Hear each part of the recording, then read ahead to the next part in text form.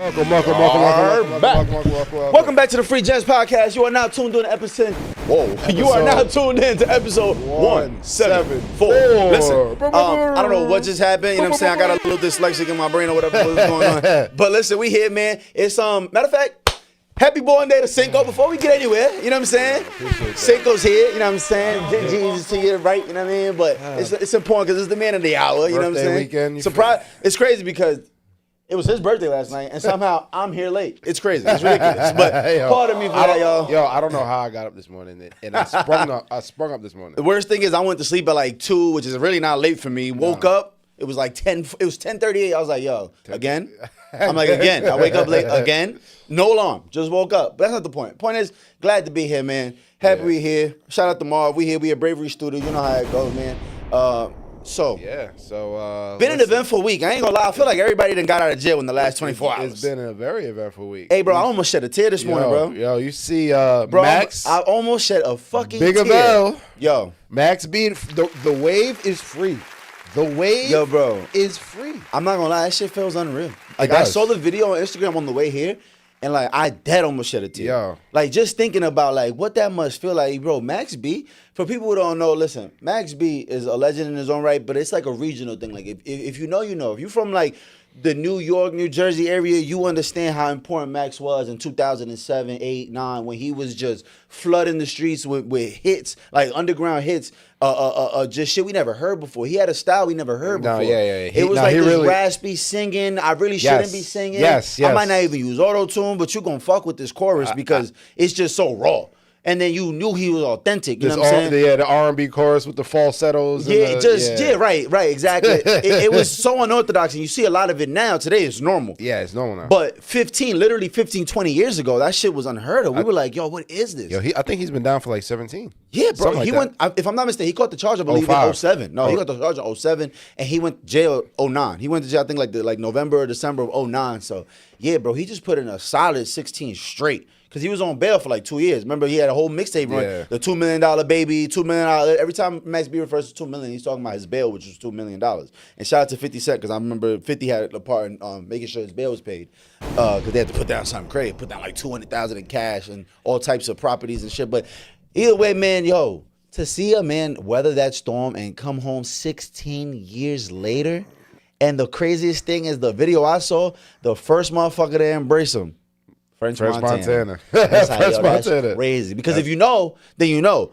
French used to just pretty much be like the cameraman of the hood. You know what I'm saying? And obviously the dope boy, you know what I'm saying, allegedly. But Max was really more of the artist. And Max kind of started gassing French or whatever it was that got French to start rapping. That was one thing. But once Max B went to jail, French Montana took off. Yeah, he did. Like he just catapulted to the top. Boys went crazy. Right. It was like the position was open. Dipset kind of died out because they were splitting apart slowly but surely. Yes, very true. Yeah. Jim Jones was trying to do his own thing, which part of Jim Jones doing his own thing was him having Max B under the wing, having what's bro name? R.I.P. Chinks Drugs. Not Chinks.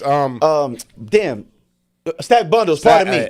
Rest in peace, Stack Bundles. Stack Bundles, you're not Chinks, but they were all in the same circle, though. Chinks and Stack, they used to make music. But in regards to, Stack Bundles and Max B, and there was a third one that's not going on my head, but I don't want to waste so much time on that. But the point is, everybody was splitting up, and the door was just open, and French said, here I come. Yeah. And French dropped, just started ascending.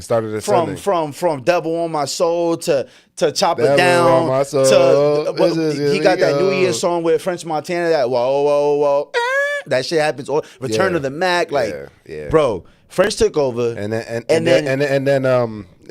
he that collab with Sway Lee, and then he went. Right. That was like 2017. But then he went. You feel me? Then he went diamond. He went nuclear. Now you'll probably never see French try music again. Well, he's gonna do it with Max, but he don't gotta try no more. It's cool. You're good. You do it diamond, you're good. You're okay. You know what I'm saying? But I said to say like, damn man, to see you like you went to jail and your man's was kind of like just. Y'all were neck and neck, just street hustlers doing the music thing. And you go to jail, come back. Your man's married to a billionaire, and he's the first nigga out there waiting for you. They chained him, and man, it's just welcome home, Max B. That's all I can say. Round of applause for Max. Man. You know what's crazy? Like I feel like every 2 years they said he was coming out.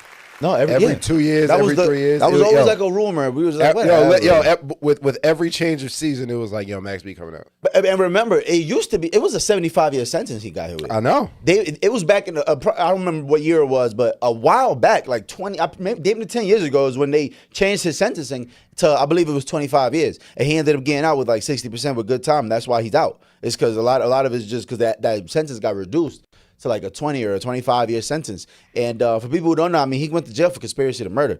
And it's crazy because we lived 3 minutes down the highway from the hotel it allegedly happened at the Holiday Inn in Fort Lee. He said, I ain't never been to Fort Lee. Yeah, he said that, right. In the Blow Me a Dub remix, he says that at the end of the song, like, I ain't never been to Fort Lee. I don't know. And he didn't. The conspiracy said that he was on the phone with whoever was, whatever, they set it up, however it happened. But people don't even realize Max B, when he came out and had that crazy run, that legendary run from like 06 for real to like 09, he had just came home from like a 7-year bid. Like, Max been in jail for 25 plus years of his life already. And God knows how long as a juvenile. Like, Max ain't no kid. He got to be pushing 50. He has to. If he's not 50 already. You know what I'm saying? Like, so regardless though, man, beautiful to see him come home finally and get back to his family. And let's get back to the money. He got a show November 28th in I forgot what club in Elizabeth, but I'm going. Oh, I bought my ticket last month. Oh, I know that's gonna be. Oh, that's just gonna be a movie. How you buy your ticket? You know who's getting out? Yeah. That's how I knew he was getting out for sure. I bought a ticket like a month ago. I swear to God, I bought my ticket like October 5th. But I see me personally. Like I said, every season they said he was getting out. So I was like, I see it when I believe it. Now I'm like, oh wow, he really got out. Now when I saw the tickets being sold, I said, yeah, he got to be coming. I'm like, God forbid these motherfuckers try to give me a refund because he ain't get out. I need him out by then.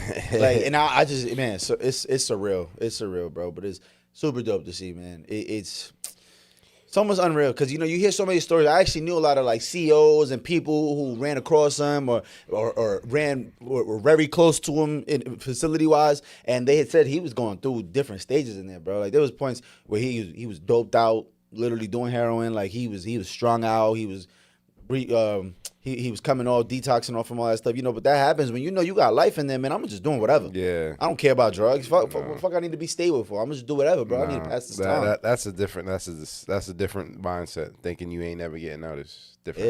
Yeah, they tell you got forever. Yeah, but then you find out one day you don't got forever, and there's gonna be a day, and it just so happens. It just 16 fucking years, bro. 16 years. Yeah, a lot happened. So much happened. What, bro? 2009. So much. That's a new world. It's a new world. 2009. It's a new world, bro. 09 is crazy, bro. Yeah. Brett Favre had retired for the first time. For the first time, yeah. Like really think 09 the Saints won the Super Bowl game. They did. That's how long ago that was. Like that's fucking crazy. Like the biggest song that year might have been "I Love Your Girl" by The Dream. Do you see what I'm trying to paint the picture real quick? Right, ringtone era, Waka Flocka, no hint. Nah, that was like 2011. Regardless, yeah. 08, 09, bro. 08, 09. John Wall was the biggest thing in the world. It was John Wall. Like I'm trying to really. Yeah, you remember the John Wall Dougie? Crazy, bro. Put that in perspective. You're a jerk. I know. You're a jerk. I know. That was that era. 09. But anyway, in other news, man, speaking about jail, you been seeing all this Diddy news, bro? My boy the Diddler just got caught up with some liquor inside the jail. With some jail liquor. But it might be jail liquor, right? I don't even know if it was regular liquor or jail liquor. I think it was jail, fermented. Yeah, that when they just bro, you can make liquor out of anything. I told you that. Yeah, you did say it. It was you. Yeah, anything that has sugar, apparently you can make. Anything that has sugar in it, you can ferment. That's crazy. And there's yeast in the air, so you. There's yeast in the air. Yeah. Nah, you just fucked me up with that. Yeah. What you mean there's yeast in the air? Yeah. There's yeast in the air. You gotta break that down. There's natural yeast. So airborne. So yeast breaks down sugar, and the byproduct is alcohol. Right. So that's all you need. Something with sugar. If I just leave a cup of sugar water out in the open, it'll turn into liquor one day. That's some Jesus shit. I don't know if it's actual like refined sugar or like it needs like fruit, like actual like. They figured it out though. Yeah, I know shit. One thing they're gonna do is figure some shit out. Yeah. Oh, absolutely. What? Nobody's more intuitive than them. Bro, I seen something in jail. I seen some shit. He put like 2 pieces of metal, wrapped it up in like in a power cord that he stripped, like literally a power cord from like a hairdryer. He stripped that so that the metal wires was exposed. Right. He connected that to the 2 metal things, whatever they are. That starts to heat up as soon as you connect the cord into the electricity, and he'd drop it in a cup of water, like a plastic cup of water, and then you could just boil shit in there. and that shit turns into like it gets burning hot. Like, Yeah, no. and I'm like, I would have never thought to put a live wire into a cup of water. First of all, it's unfortunate because the life behind bars, guys are so creative, so intuitive. It's unfortunate that our prison systems, they don't actually nurture the skills that the inmates have and learn in there, so they can come out and be better members of society. Well, some do, a lot do, but I'm talking about the system. Yeah, I'm talking about how the system doesn't cater. Well, to them. that's the thing, though. I mean, a lot of prisons, depending on what level you are, they do have those programs. That's exactly what they do. Put you to college. They teach you a skill. But a lot of them don't. It also depends on the person. You know, Of course. If you don't go out your way to go learn some shit, you just gonna come out as stupid as you went in. Like, it is what it is. But yeah, you know, see, I seen the surveillance footage of Diddy. He in there chilling. He look like one of the guys. I ain't gonna lie. He in there, jean jacket on, gray beard. He chilling. I ain't gonna lie. No more Just for Men. Yeah. He got his gray. Hey, listen. He in there, yo, bro. Got his salt and pepper on. Hey, listen. People forget Diddy in his mid-50s. Like, yeah, that's gonna happen. And he been stressed. He's fucking stressed right now. Like, what? Ain't been no more stressful moments like this. You know what I'm saying? But now he know at least he getting out. So. Yeah, yeah, right. So there's a light at the end of the tunnel for him. Sure, he knows that. He's like, you know what? I'm gonna do this couple more years in club fed. I'll be out of here in a little bit. Like, I'm cool. I'm sure he's eating everything he wants out that vending machine. He's doing whatever he wants. That's probably his vending machine. They probably pay him. You're not lying. You're not lying. But it's crazy too, because in other shit, while we talking about jail news, did you see the verdict in the Julio Fulio trial for Alicia Andrews? She was the girl. Oh, I remember that Alicia Andrews. No, right. Alicia Andrews was the woman that was in the car allegedly all the info during this Julio Fulio murder in Tampa, Florida. The Jacksonville rapper got murdered in Tampa, Florida, and it was really big news when it happened because I mean, it was crazy to see it happen the way it did happen at the Holiday Inn, and they ran down on them 3 guns deep from 3 different angles on his birthday and ambushed them. They stalked them, and Alicia Andrews was the girlfriend of one of the shooters who was they were driving around, and she was the girlfriend of another dude who was in the car, but he was the one directing the 3 shooters. He wasn't the shooter though. Neither one of them was the shooter. So she was charged with a first-degree murder because they were using her phone to make connection with the other car, which was full of the shooters. And it's crazy because everybody knew as soon as they all went down, the whole internet was like, she's about to tell. Like, everybody should know she's about to tell. And then when she got in there, like a couple weeks later, it broke that she was pregnant with that same boyfriend's baby. And everybody was like, they about to tell. And then we found out they weren't the shooters. We knew they definitely about to tell. So, you know what I'm saying? Through as much cooperation as possible, Alicia Andrews ends up actually finding herself not guilty of first-degree murder, and they actually end up hitting her with manslaughter, which, if I'm not mistaken, has a max of like 8 years. So it's kind of crazy to think that Alicia Andrews, and they have text messages of her talking to other people months, years before this shit happened, talking about, yeah, Julio Fulio ain't my friend. That's an op. He got to die. She literally said that. Like, oh, he gotta die. He gon' die. Saying shit like that. Like, fuck Julio. Stop playing his shit around us. And somehow, some way, she doesn't get found get found guilty of first-degree murder, which would have been life with no chance of parole. She gets hit with manslaughter. And a lot of people were upset. I want to hear your thoughts. A lot of people said that, yeah, this don't make sense. And I don't like it. She set him up. He probably wouldn't have lost his life that day if she didn't pull the strings. So I think that, and she booked the Airbnb. The Airbnb they stayed at, she booked it under her name, but she used domestic violence and a lot of other. She was saying she was being coerced and intimidated into doing it. That's what they all say. Right. That's what they always say. Yeah. Yeah, but it just goes to show the in reality, women in general, they receive less harsher penalties than men for the same crimes statistically. So you might be onto something. I never really thought about that. Absolutely. I never really thought about that. Absolutely. Yeah, statistically. The way that they played it was pretty much just, there was no way to prove that she was all the way 100% the one that's like, yeah, let's go do it. It was more so that she kept saying it was her boyfriend using the phone that whole time, but they had the surveillance of them getting stalked, them stalking Julio Fulio, going location to location, waiting on him outside the club, looking for his car. They actually have even footage of them going into they went into a, you know what it was? They were driving around with a shiesty on. Her and her boyfriend were driving around with ski masks on. And then they went to a McDonald's, and they had the footage of them taking off the ski mask to go into the McDonald's, which is really the main way they identify, like, yeah, this has been them the whole time running around in this car. So it's crazy how she ends up getting found guilty of manslaughter, and they literally have footage of her stalking the guy they were gonna kill. I don't like it. I don't like it. I think that just like most crimes, not necessarily the one that's actually doing the crime, there can be a lot of other co-conspirators who put the person in position to commit the crime. So are they less guilty than the person actually pulling the trigger? Hey, essentially, Alicia Andrews just got 8 years for what Max B just did 16 for, respectfully. Yeah, kind of. In a sense. And and they had way less evidence on Max. Way less. Max had a conversation with a couple niggas on the phone. Shorty was there stalking niggas with a ski mask on. Might get the max 8. Granted though, she cooperated her ass off.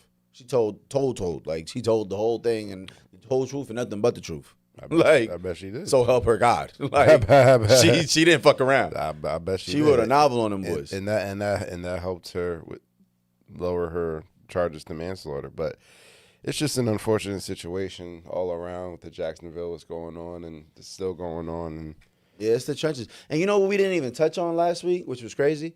We didn't even get to talk about Bezu, THF Bezu. Are you familiar with who that is? THF Bezu. THF Bezu is one of Lil Durk's like older friends. I want to say like his big homie almost, like a dude that definitely been rocking with Durk since day one. And he was just recently gunned down in a parking lot.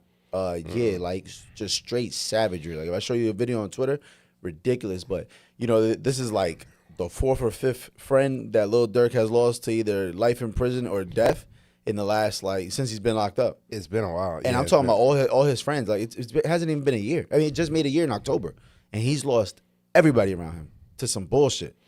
I did not even hear about that. Yeah, and he was like 36, which he was 38 years old, which in Chicago that's like a fucking dinosaur. Yeah, you if you make it 38, especially like, and mind you, THF Bezu is famous for him when he came out of he beat a double homicide. Him and King Von were actually on the same case. They both beat a double homicide because the witnesses to those murders got murdered.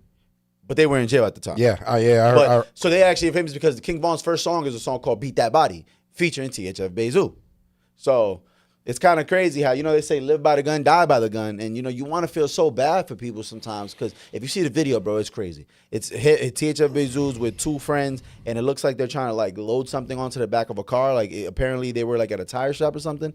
And you literally see people in the parking lot, like 3 cars over and right across the lot, and they're working on their cars. There's, like, a dude under a car. Like, you could tell there's something about they're doing car shit. And all of a sudden, you see these 2 motherfuckers with hoodies on and tech suits, and they hop out. Yo, when I tell you overkill, bro, like off the first 2 or 3 shots, off the first 2 or 3 seconds, you see Bezu hit the floor. They walk up even closer, and they're emptying this shit, and his peoples hit the floor because they get shot too, and they get a couple shots, and then they go right back to him. And they're just 2 guns draw down on this boy from 12, 15 feet away, like this, and you just seeing him shit get torn up, and you're like, yo, they don't fuck around in Chicago. You can't put your head down for a second.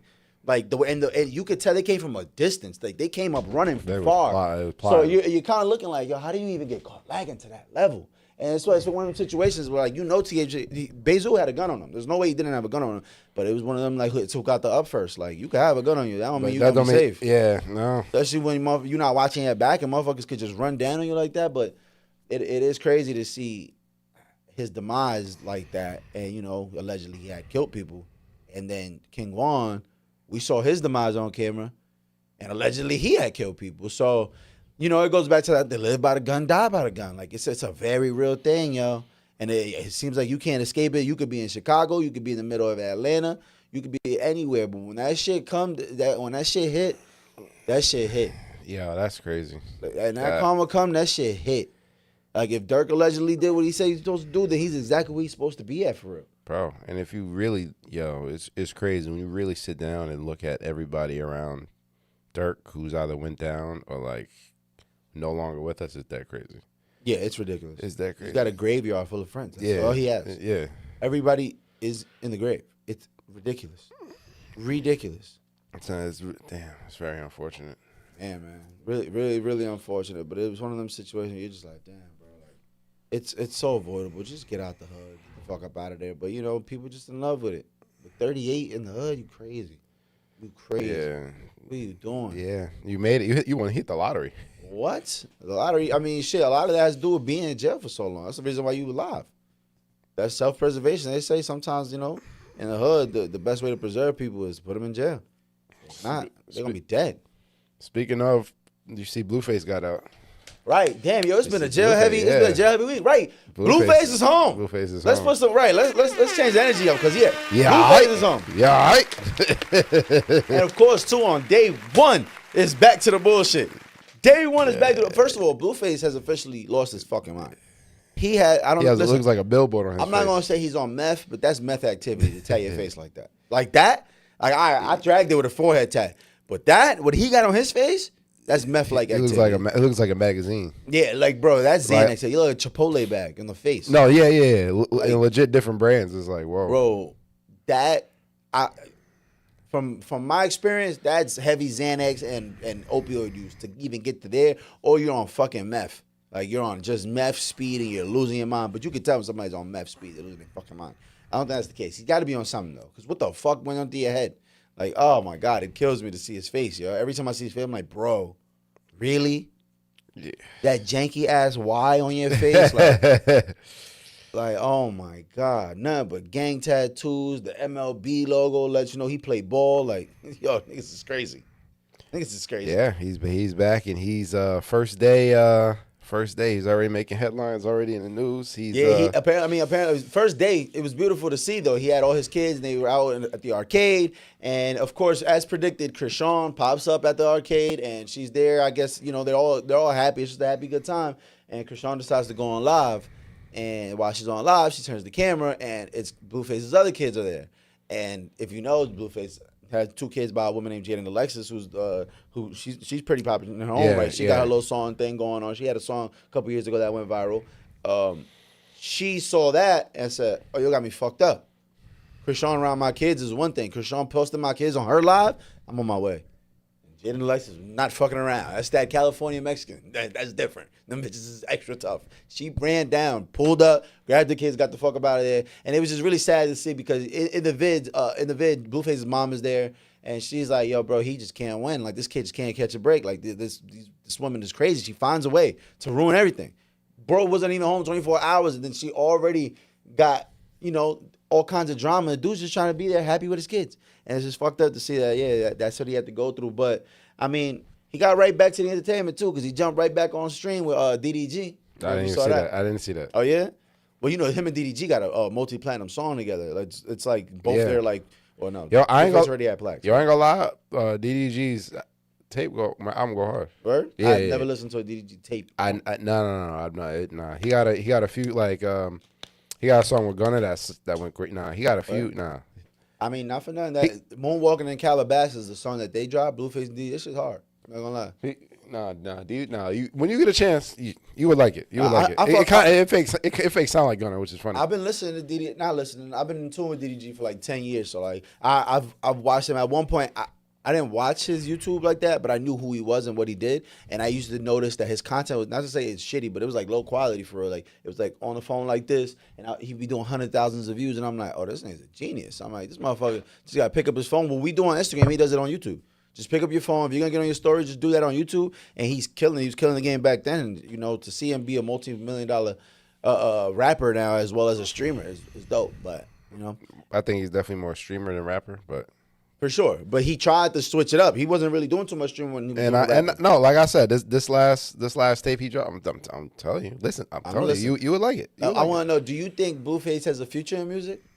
Do you think he can still come up with another hit? A lot of people saying he's streaming. I think he's more of the entertainer role type of. I'm not saying he can't come out with more music that'll actually resonate or actually have staying power, but I think that I think he did a lot of transitioning into the whole reality TV, the streaming type of situation, and I think that's the avenue where he'll strive.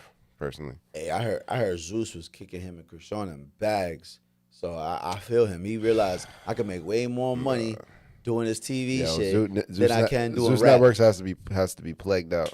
And the worst part is when you do music, people have to actually like your song. When you're on TV crashing out, just crash out. You're gonna do the views, you're gonna do the numbers, people gonna watch and they're gonna love it. You know what I'm saying? When Blueface was getting his fucking neck cracked open with a vase, it was all fun and games. Yeah, remember Krishan was vacuuming glass out of his neck? Yo, Zeus Network is this the CIA is working overtime, man. We gotta come after Zeus. It's one of those. We gotta Zeus Network is the 2025 version of like putting guns in the hood. Oh, bro, and like dropping off crack cocaine in the hood. Absolutely, I believe it. No, you're absolutely, right. Absolutely. Oh my, there's nothing. There's no redeeming value in entertainment like that. Nah, there isn't. None at all. None at all. But see, I can't judge people because a lot of people that's their whole lives. That's all they know. Like I told you before, baddies. You get Blueface. Everybody gets their education from somewhere. Facts. What are you educated on? Somebody knows everybody's basketball wife. Who was messing with when then was messing with who, and you're right. That's their education. Their life. That is their education. Mm-hmm. Like I said, I'm not upset with entertainment, but I think, like I'm gonna keep saying this. I think there has to be a time and a place, and once you're drowned in something, like you can eat candy, it's okay to eat candy, but if you eat too much candy, you get cavities, man. Your teeth fall up. Facts. You know, so I think it has to be in certain instances, but the way that it's flooded our communities is gone. And they're the biggest people too in the game. Like those are the most famous girls. That's my point. Like the girls on Baddies, bro, they're official. That's my point. Now they're real life celebrities. Yes. Every girl that's on Baddies can go to a club right now and pick up 2,500, 5,000, 10,000 just to go promote and say, yo, I'm gonna be at Lotus Rooftop tonight. Like it's legit. Like they became stars, and I respect that. The fact that these women are being able to like create something off of just their personalities, but it is sad that in the midst of that, the reason they're becoming famous is kind of like they're acting out, they're being violent, they're like just not very ladylike in the ways that they're going about stuff on camera. But it is what it is. Everybody got to sell their soul, right? Hey, listen, they say the football and boxing is all prestigious, but at the end of the day, you turning yourself retarded. Yeah, that's true. Is it not damn near the same thing? You're killing yourself. No. I'm just saying, in a sense, though. No. You're sacrificing something, though, for sure. You're sacrificing some shit. Obviously, not the same, but what I'm saying is there is always a negative in everything. There's a negative somehow in every way. I see what you're saying, but I think when you're talking about a sport or an art form, I think that's where it makes it a little different than you're talking about technically Zeus is technically entertainment, it's technically art, but is it like... I think it's different, personally. For sure, it's different, but I'm just saying, like, there's pros and cons to everything. Of course, there's pros and cons. You're gonna have to. There's some sacrifice to be great at anything. You know what I'm saying? Absolutely. Like even these great stars, most of these great athletes. I'm not gonna say they're a bad parent, but how can I be a full-time parent if I'm on the road 6 months out the year? I can't see my kids for weeks at a time. When LeBron and these motherfuckers got to go on a 1 week road trip. Okay, why am I doing this? Because this is my job. I'm taking care of the family. But some people be like, yo, that's like you sacrificing your kids. They're not gonna call you a deadbeat for it because you're gonna come on back to them. But you're probably out there. You're gonna hit the club while you're on that little tour run. You're gonna probably fuck a couple baddies that come to the hotel, the team hotel. You know what it is. It's true though. So like, it's still a sacrifice. Like it might not be the same level, but there's shit that you're gonna miss out on. Like them Hall of Famers, when they give that Hall of Fame speech, they think they family because they know I sacrificed all my time with you guys. Wasn't able to tap into y'all till I was damn near 40 because I gave my life to this. Yes. You know what I'm saying? That I like how you said that. Their Hall of Fame speech, absolutely. They always big up their family. Yo, I gave up. They were everything. the pillars. They were the pillars of the. Right. They made like, everything happen. If it wasn't for y'all supporting me and allowing me to be this, I wouldn't be able to do this. Because truth be told, I wasn't around with y'all. Just like when Stay Scheming, you wasn't with me shooting in the gym, and Kobe came out with a statement, said, "Bro, she's my backbone. I couldn't be doing what I'm doing if it wasn't for her. Exactly. They're like, yo, all love. I understand y'all trying to pick me up, but she was in the gym technically. Like, a different type of gym. Right, exactly. Like, yo, I haven't seen my kids in 7 days, gang. She's the reason I'm alive. If not, my conscience would eat me alive. You know what I'm saying? So there's definitely pros and cons to everything, even the great positives where, yes. But I think as far as a culture and what role models are, and, when you look at an athlete or a boxer or something, when they have that certain discipline, it's something that can translate in life no matter what avenue you put it in. So a kid growing up watching the Kobe's, LeBrons, the Patrick Mahomeses, the Floyd Mayweathers, and seeing how they're so thrusted into star power, but all the work and everything they put behind that. So, I feel like as far as a culture, that is a building block where you can have success as a culture rather than looking at, what we were talking about before. It's just there's no redeeming value in that. That's the thing, though. Those girls take that fame and then they turn it into something legitimate. They become artists. They become party promoters. They become entrepreneurs. They start selling lip gloss. They start selling their own makeup. They start selling their own brands. They do something with it. Just the opening door was a little embarrassing. You know what I'm saying? What opened the door is embarrassing. But at the end of the day, like, you look at, like, what's Shorty's name? Natalie Nunn. She's like the main, the one that's basically created. She started off on that level where she was being, she was doing the ratchet, extra ratchet shit, violent, all that, and turned it into, now she's the head of the show. Jocelyn Hernandez, another one. She started off, loving hip hop or whatever it was, and just, ratchet, crazy shit. And then she turned it into, now I'm a boss ass bitch. You know what I'm saying? And that's her whole thing. Her whole is, and if you see their whole like dynamic on the show is very like, I'm like the mom of the show. I run this shit because I put in the work to do this shit. So, like, even though we might not see the value in it, they are showing entrepreneurship. They are showing, leadership, how to create a business off of a brand and all this other good shit that, I mean, it's hard to see sometimes because you got to peek through the weeds of, you got 6 bitches fighting in the hotel lobby right now. This looks crazy. But, I mean, Yes, I think I like exactly what you said there. I think that you're right. It can be some redeeming value, but if you look at the cost analysis benefit, is it worth the redeeming value that you get from it? Is it worth everything else that it comes with? That's a question that I'm just going to leave as open-ended. Do you think all that, can we get the benefit without the heavy cost that our community has? And that is the I definitely get that. But you know what I look at? I look at, like, Kim Kardashian. There's like a cutoff. There's a cutoff date to the age of people who even know her for anything negative. Like anything younger than like 25, Kim Kardashian's a saint. She's an angel. Yeah, you're right. She's a complete angel, and I'm not here to bash her. No. But 20 years ago, people were talking about her like she was the devil. Yeah. Like the white devil sent to burn every black man in the world. Like that's what people looked at them. Yeah, that's how people looked at them. And now you look up and it's a whole different narrative because they changed it. Because they took all that negative light and they were like, well, now we're doing jail reform. Now she actually just failed the bar exam. She was posting about that. Shout out to her. I hope she gets that done because I ain't gonna lie, Kim was doing some real work, bro. Rather, people want to call it, they saying she was just doing it to gain popularity with the black community, all this other shit. I mean, you could say that, but her kids is half black, gang. Like, no matter how you look at it, like, she's enrolled. She's there. Like, her kids are black. Like, no other way to put that. But that her kids are black, she got to have love. You know what it is? So, she's done real work. So, rather she sucked Ray J's dick to get to the top, you know what I'm saying? In order to eventually be able to free Larry Hoover and shit like that, or free people who actually need to be free. You know what I'm saying? Like Larry, whatever. Yeah. I'm just saying that you can turn. You absolutely even can. Though the memes might have been a little crazy, a little negative, you were in bad headlines for years on years on years. You could turn that into $1 billion company. I don't disagree. But if you see what the Kardashian family and that reality TV did to a generation, that's all I got to say. I feel that. But listen, Kim came a long way. I'm not sitting here to bash Kim. Mm-hmm. She's a boss on her own right. She's done a lot, but like I said, just the cost benefit analysis. There are other community activists who aren't Kim Kardashian who don't get as much love. We don't know about, who probably put in more work than her. I'm not discounting Kim Kardashian's work, but what I'm saying, cost benefit analysis. Mm-hmm. That's what I'm saying. Yep. Kim just has the stage, so. Yeah. Part of that is she had to suck Ray J's dick.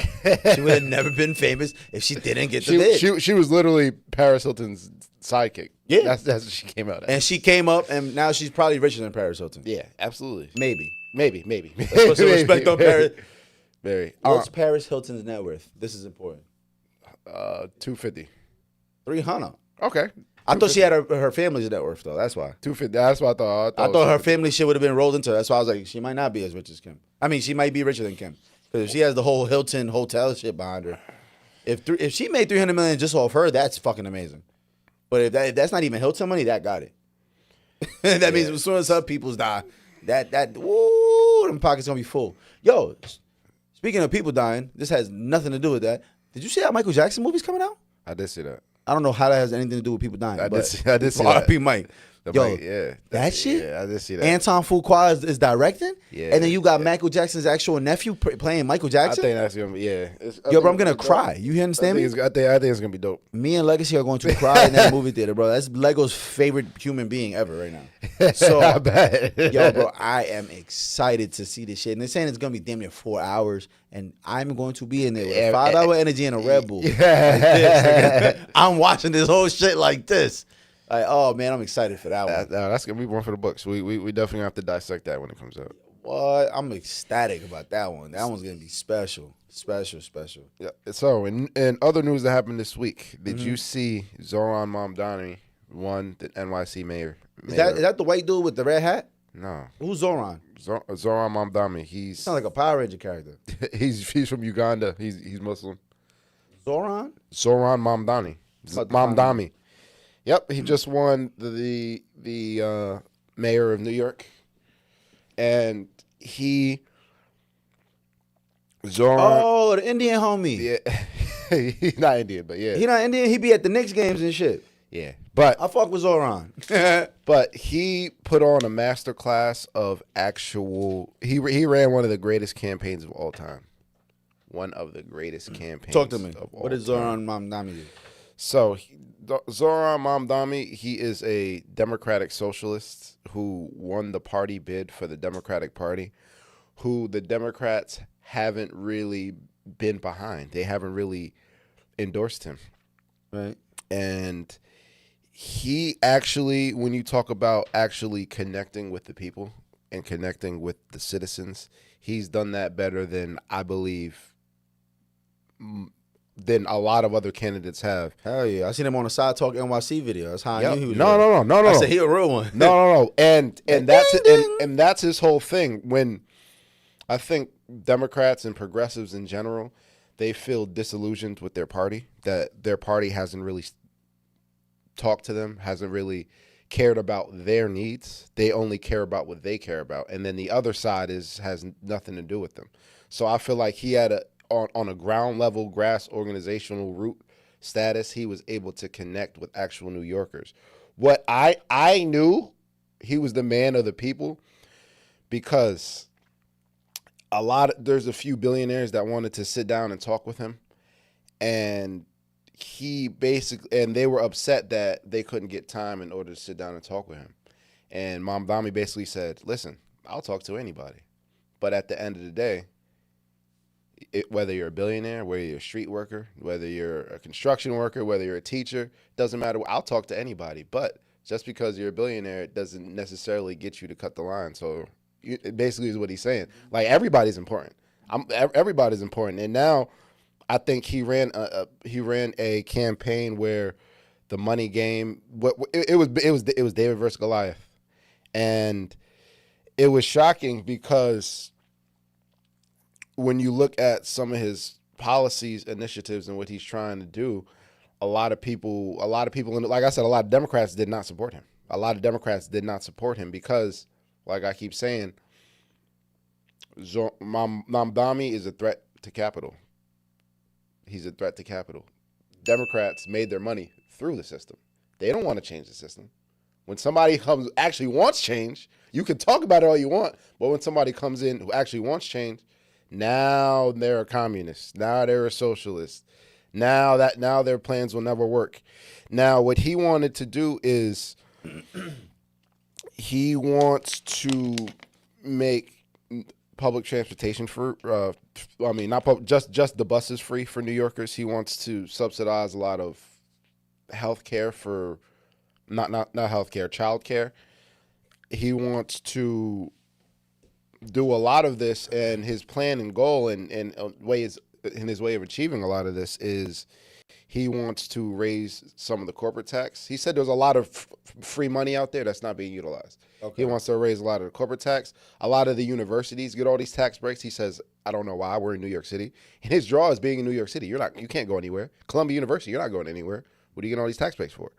He wants to use that and supplement that to help the people. He wants to create a city grocery store to help the expensive grocery stores. And what people understand, we already have sectors where the private and the public market compete, where you can look at hospitals, you can look at schools.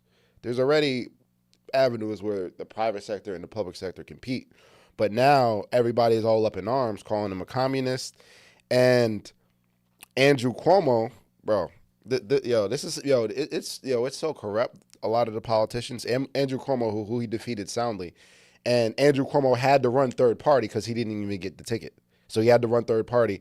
And when Cuomo was governor of New York, when he was governor, he gave Elon Musk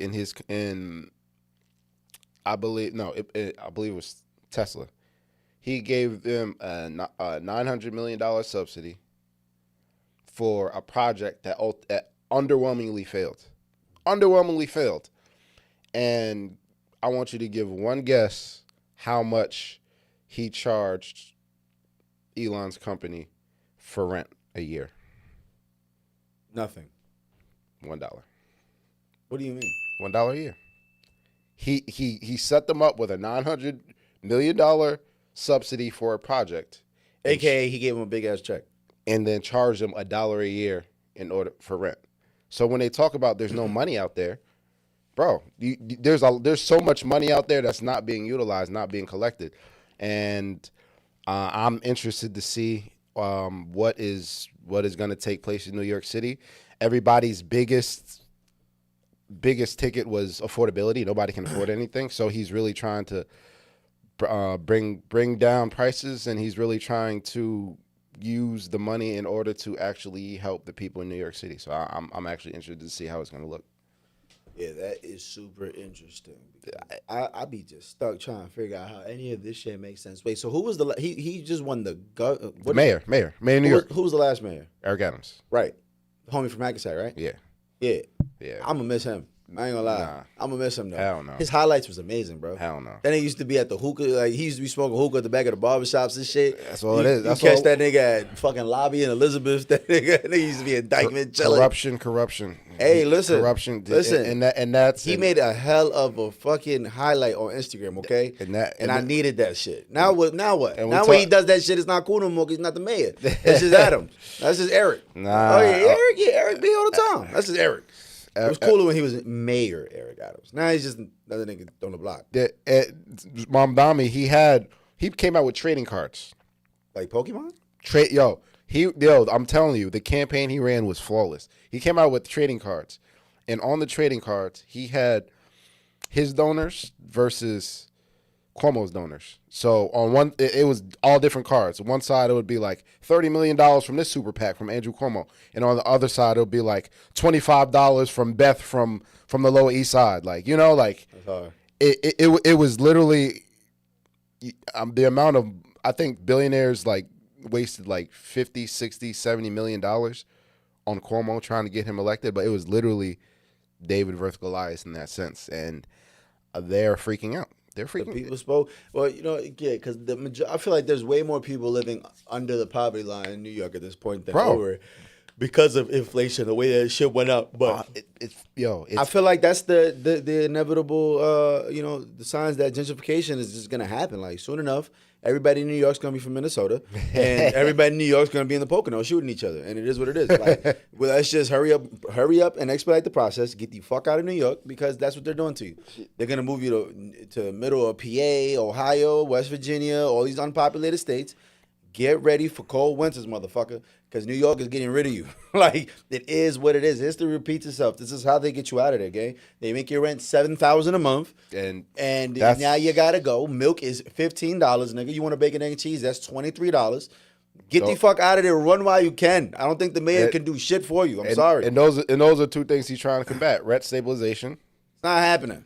And the citywide grocery stores. That's not happening. Well, I don't see it. That shit sound good. We'll see. It's not happening. I'm going to tell you right now. We'll see. Find out what bus will take you from motherfucking Grand Central to the Poconos. Get out of Dodge. There's no positive coming to New York City. I don't care who you elect, who you hire. It's not happening. We'll see. And that's if you broke, it's cool. Let's go to PA, gang. Let's just make a better world. And that's the thing that I feel like the NYC mayoral election is the microcosm of politics in general, where a lot of citizens feel disillusioned about their candidates, feel really disconnected with their candidates, and he actually bridged that connection and made the people actually feel like he's our guy. He came out of nowhere. He's 34. Yeah, he look young as fuck. He's 34. I'm gonna keep it a stack with y'all. Yeah, we're fucked. There's no. Y'all think rent's gonna go down? No, I said stable. I know. But like anybody who listen, all of that shit is good. Rent is gonna continuously skyrocket. We'll see. It's good. Okay. We'll see. I'm telling y'all this right now. Listen, if you're struggling in New York, go to Ohio and Pennsylvania. I promise you, you will be fine. You'll have another 20 years of inflation that you'll be able to afford still, though. Go out there now. Don't let New York run you into the dirt. Everybody in New York is going to stay broke because New York's not built for broke people. That's it. They want to move in Suzanne from Nebraska. her dad's company makes $800,000 a year. She makes $250,000 a year just being part of the company. Let her live in. That's it. We're fucked.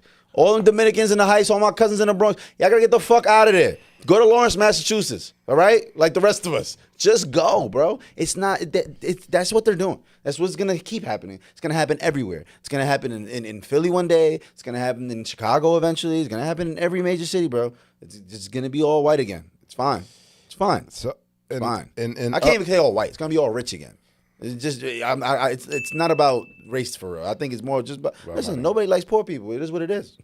That's what Trump's letting, all these rich motherfuckers, that's all they show you all day is we don't like poor people. All right? Like, it ain't about race no more. If you broke, we don't like you. It's fucked up, but it's the truth. It's the truth. That's why when I see all them Trump supporters in the middle of nowhere, I'd be like missing teeth and just rotting away, and they're like, we love Trump. I'm like, he hates you.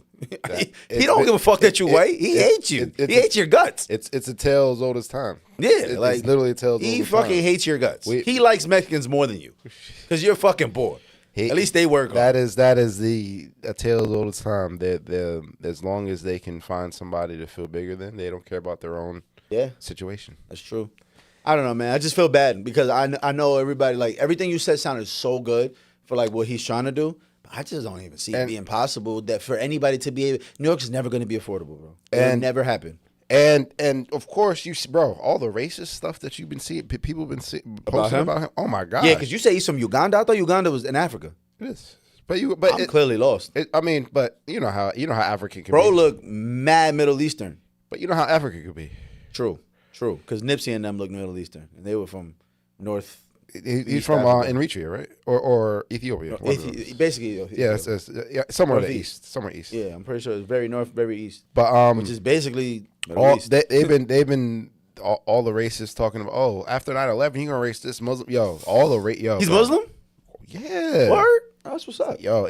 All the racism that he's been faced with. Yeah. How the fuck did he get the job? That's what I'm trying to. Shit, they're going to ice this. Bro. He needs to get out of Dodge.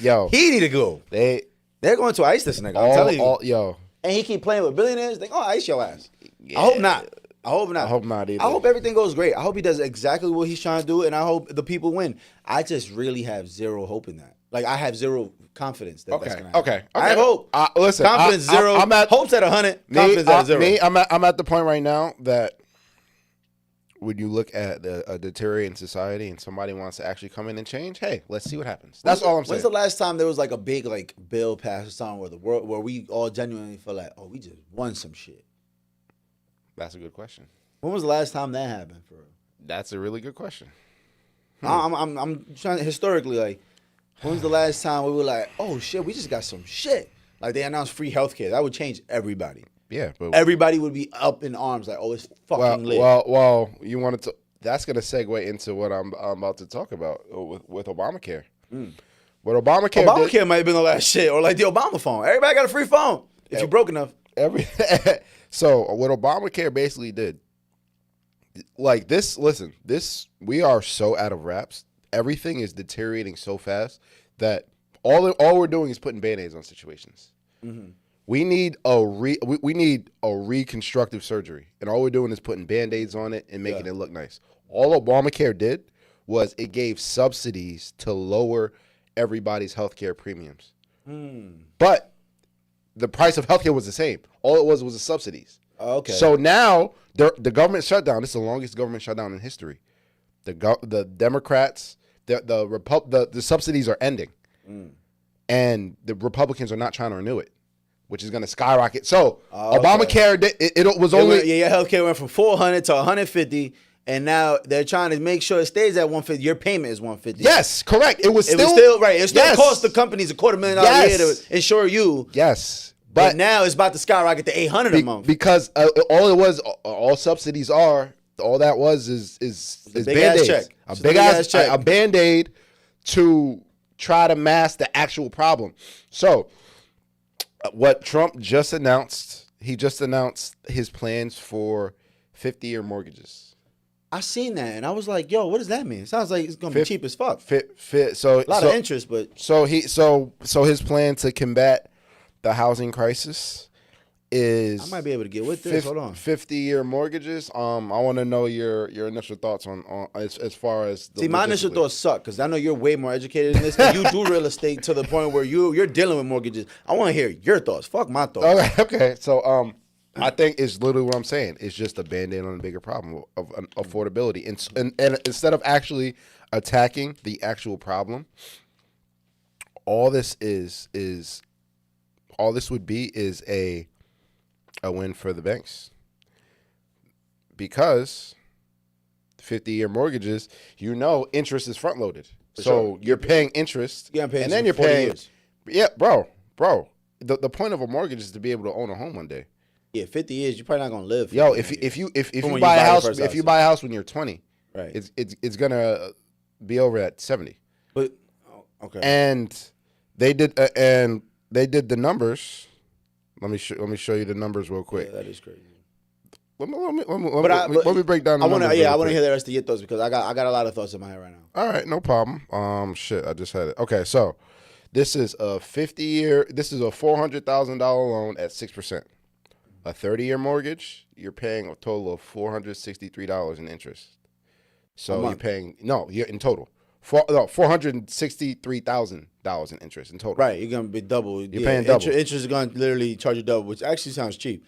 And I know I'm gonna pay triple for my house by the time if I was to pay it off. For a 50-year mortgage, it'd be $863,000 of interest, which would be 1.2 for a $400,000 home. And that sounds about right. But not only that is to say that when you're getting lended on a longer term, that the interest is going to be the same. The interest is probably going to be higher because it's a riskier. Yeah, so, but so what I think that's doing is I think that's normalizing debt and not putting people in a position to where that they can actually ever get out of debt. And I think that what that's going to do is I think it's also going to raise home prices. I think that's more of a I think it's more of a win for the banks rather than the average everyday person. Now, most people don't actually survive the lifetime of a loan. Some people refinance, some people sell their homes, but at the end of the day, I want to say most people. Oh yeah, most people. Yeah, but at the end of the day, you're not going to have nearly as much equity as you did prior to. Yeah. So I think that this is just masking a problem. I think this is just masking a problem of a bigger societal problem. And back in the day, in the early 1900s, banks couldn't loan a lot of money to the people, so home prices weren't that high. It wasn't until the New Deal in the 1930s, where the 30-year mortgages were actually popularized. Now you see prices of homes skyrocket because now banks can lend more money. So I think it's going to increase home prices. I think people are going to be negatively affected as far as wealth building is concerned. Yeah, well, you know what it is? I'm looking at it like this. It's going to make it a lot more possible to buy a home. Like, sometimes it's not about the what it's going to cost. It's more about, can I just get my foot in the door? Like, yes, it's going to be a 50-year mortgage, right? But, like, for example, my young boy was just at my crib yesterday telling me about how he's trying to buy a house. But the house in Jersey, $640,000, bro. His mortgage is going to be $5,200 a month. And I told him, I said, bro, that's not it for you. Because it's a single family. Yeah, I'm like, bro, who the fuck can afford that? Nobody. So if you take, and that's a 30-year mortgage. I'm assuming if it's going to be a 50-year mortgage, them payments are going to be significantly lower. The payments going to be a few $100s lower. A few hundred for 20 more years? There's no way my interest ain't going to be down damn near 1,000, if not more, bro. Probably not. I'm just thinking about. I don't see. Probably not. Maybe, but probably that like would be the only $250, $300. You're crazy. The only purpose would be to be able to significantly drop the mortgage amounts. How does that make sense? I don't see it that way. Mathematically, there's no way, bro. Because you know what I'm looking at? I'm looking like a car loan. Like a car loan, if you were to go and try to get the same car, let's say a $40,000 car, right? You try to go get that car for an 84-month loan, which is what, 7 years, 6 years? Versus trying to get it for like a 60-month loan. The 60-month loan is going to be like $1,500 a month. You get it for 84 months, it's going to be like $1,000 a month. That shit is significant. The numbers I just read you, the 30-year loan was $2,100 a month. The 50-year loan, no, the 30-year loan was $2,400 a month. The 50-year loan was $21,000, so it was a difference of $300 a month. Yeah, but we're talking about $400,000. I'm talking about more than double that. Oh no. Oh. I mean more than half times that. And that's just saying that the interest is going to be the same because as the loan gets longer, it's higher interest. Typically. So, like I said, I think that this is moving the needle backwards for Americans, and this is putting Band-Aids and masks on the underlining issue of unaffordability. I think that debt is so normalized that it's going to, like I said, the middle class is completely gone, and we don't have any barriers in order to try to reclassify and distinct working class from middle class, and I think that's very important for society. Yeah, I just think that definitely if you can lower them prices $500, $600, $700, $800 a month, that shit'll make a really big difference on who can afford and who can't afford. Because even like I said, $5,200, if you were to move $800 off that, what's that, $4,400? It's a whole different conversation. But now you're talking about higher demand, same supply, higher prices. Right, but as long as I can get my feet in the door, I can do something after that. I feel that. I just feel like that. Like as long as I can get my feet in the door, I could do something after that. I can ensure that I'm gonna pay a little bit more on my mortgage. I'm gonna get a better job. I'm gonna go back to school, invest in myself, go get some more, so I can get a higher paying job, so that I can be able to pay off this house in 20 years instead of 50 years, and cut down and not pay all the interest. Because that's kind of what you're supposed to do. Yeah, that's the whole plan, is to pay off the house faster than the actual loan, or you're gonna be subject to pay twice the price for the house, damn near 3 times the price of the house, because you're taking the whole 30 years. And that's just the cost of doing business. And if you don't respect that, then that's fine. Not you. I'm saying if the customer doesn't respect that, then they just don't understand the cost of doing business. Yes, it costs you $500,000 in interest to buy a $400,000 house. That's what it is. When I did the math on my mortgage, I couldn't believe that I'm going to pay triple the price for a house I bought in 2017. I'm paying triple at the end of the year. If I did the math on 30 years times $3,000, it's going to come out to $1.some million, just a little bit over $1 million for a $340,000 house. And I'm completely okay with that, because I understood if it wasn't for that, I wouldn't be able to do shit. I would have never been. I couldn't have got in the door without it. So it's almost like them shitty ass record deals they give people. You know, it's one of those like, damn, I know I'm getting fucked right now, and these people are taking my royalties, but I wouldn't have got in the door. Like if I can't get in the door, then there's nothing to talk about. I see what you're saying. So I just think that it's important for people to be able to get in the door. But this is my first time even really hearing this. So I'm gonna sleep on this, because this is actually really interesting. I mean, like I said, because for people like us who plan on buying shit and doing shit, I know this could be a really good thing for people like us that are of the mind of, we're gonna buy this shit, we're gonna get it in and out. Let's get it. If we can get it for a much cheaper rate or whatever, for a much cheaper mortgage, it's a lot more doable. You know what I'm saying? But again, you see that is the hustle mindset. I'm talking when I speak person. for the average You're right. person. No, you're right. I speak for the average person. Not everybody I has, feel like the average person ain't really beat the boy out of the house one day. because it doesn't make sense. Yeah, There's you're no right. point. Yeah, That's you're why. right. At this point in time, you're right. Do you think they don't want to buy a house because they don't want a house? Yeah, you're right. You're No, right. It doesn't make sense. It doesn't make. You're right. You're right. That's why. You're So right. Yeah. so all this is like Obamacare masked the problem. And even though Trump just came out and bashed Obamacare, even though that he's been in politics for 10 years now, he still hasn't put together a comprehensive plan at all, because obviously he doesn't care about healthcare. Because why would he care about healthcare? He doesn't give a fuck. But I think this just masks a bigger problem. Yeah. And what's going to happen in 30, 40 years? 75-year mortgages? 100-year mortgages? When you're passing out your mortgages down? Sign me up. You feel me? Like if my mortgage on a fucking $600,000 house is gonna be $1,500, sign me up. I'm with that shit. Don't play. Give me a 100-year mortgage. I'll pay that shit when I'm dead. Get it back in blood. I need that house. I think it's just it's just. I think what you said was right though. The only people who are truly winning, like at the moment, right here, right now, with that plan, would be the banks. The banks. What? They're the ones who are really winning because at the end of the day, it's going to be the same situation. People are going to default on the house. They're not going to pay the mortgage. They're going to end up getting foreclosed. They're going to take the banks. Are going to take the house right back, keep the hundreds of thousands you done already spent in the first 10 years, and they're going to resell it again for the price that it's worth now, which is going to be extra 30% more because of inflation. So the important thing is to have the mindset of knowing, all right, if I'm going to get on this 50-year mortgage, I got to make sure I pay this bitch off. Yes, correct. In 25, 30 years. I think that is the proper mindset to have going in a situation like that. Yeah, but on that note, I know we. On that note, we kind of get out of here. Thank you guys. It's Free Gems Podcast, episode 173, 174. Yeah, shout out to 174, Stephen Longfellow. You know what I'm saying? Shout out to the Bronx. Shout out to Corey Gunn. Shout out to Whole Ave. Shout out to all of that. But listen, on that note, we out of here. Appreciate y'all. We gone.